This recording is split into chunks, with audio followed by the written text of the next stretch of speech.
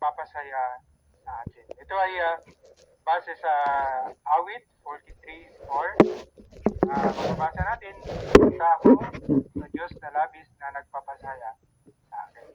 Matututunan natin, mga kapatid, sa artikulong ito, kung ano ang mga posibleng magpalungkot sa atin at kung ano ang mga pwede natin gawin para maging masaya ulit.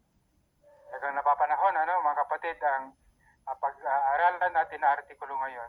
Sa dulo na ating pag-aaral, ating masasagot ang tatlong review question. Una, bakit masaya si Jehovah at si Jesus?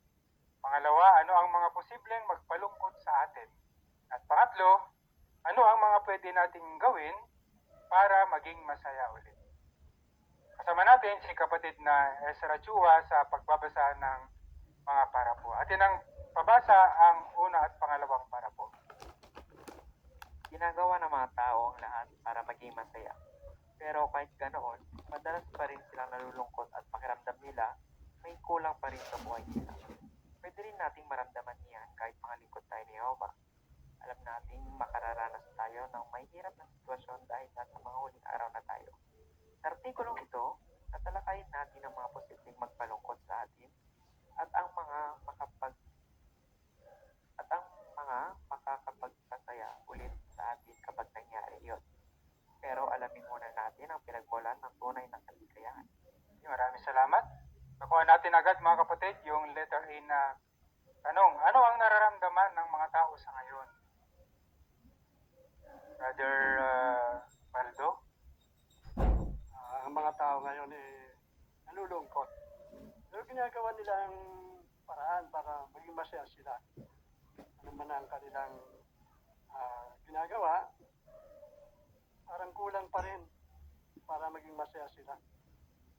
Bakit kaya? Ayun, ginagawa natin lahat. Pero bakit malungkot pa rin? Sino sa atin, mga kapatid, dito ang masaya? Ngayon, malungkot. Masaya? Wala. Malungkot. Baka wala lang tayong pera, kaya malungkot tayo. Pero tignan natin umaya kung pera ba ang nagpapasaya sa atin, mga kapatid. Letter B na tanong, ano ang tatalakayin sa artikulong ito? Dito tayo sa Kabatang Mendoza.